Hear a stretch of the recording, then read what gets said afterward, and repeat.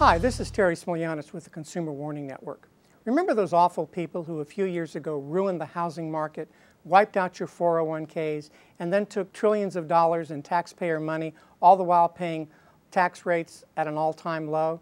I'm talking about CEOs of major corporations in this country. Let's take a closer look at these CEOs and how they're paid.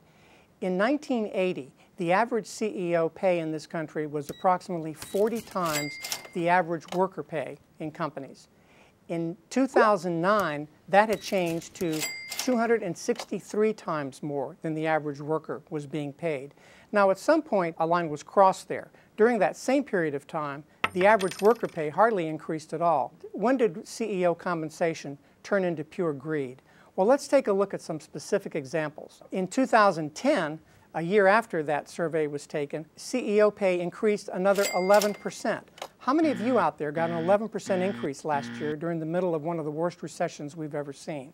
They got an 11% increase, and the average CEO compensation right now in this country is $9.3 million for the major corporations. $9.3 million. That means that every 2 weeks, they get a paycheck of $360,000. Think about that. This has been going on for some time now, and over the past 30 years, the result is that the middle class is disappearing. The rich are getting richer. The haves are getting more haves, and the have-nots are getting less to have. Let's take even more specific examples. The top executive compensation last year was paid by Viacom to its head of $84 million. Number 2 was Oracle, which paid its top executive $69 million. And number 3 was CBS at $54 million. Now, it goes on and on like that.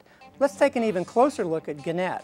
Gannett is a company that owns TV stations and newspapers across the country, and in the past few years hasn't been doing that well.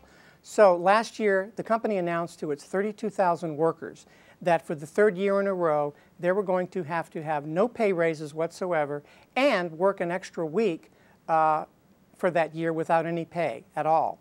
Now, in a show of solidarity, the top executives stated that they too were going to take commensurate pay cuts so that they would share in the pain the workers are having to experience. Then 2 months later, Gannett decides that its top 2 executives earned bonuses of $3 million and extra deferred compensation of $17 million. That was just 2 months later.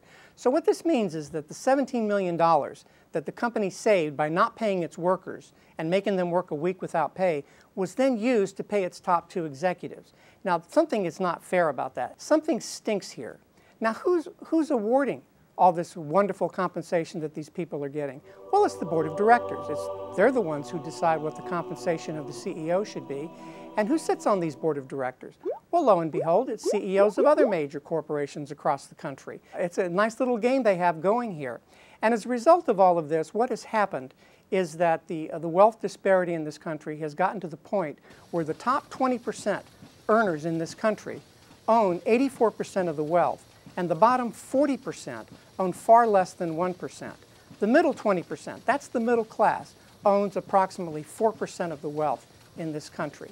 Now, that kind of disparity is almost unknown in Western civilization and is, in fact, the largest disparity among any major Western industrialized country at this point.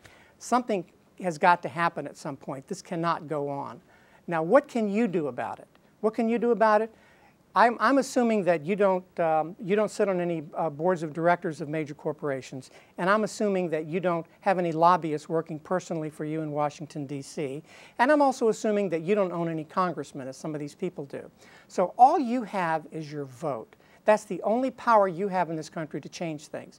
So the next time you hear some politician running for office saying that the big oil company needs tax breaks or tax incentives so they can make more money, think about what they're saying and think about whether when you vote, you're voting for the destruction of the middle class. This is Terry Smiljanich, Consumer Warning Network. Thank you for listening.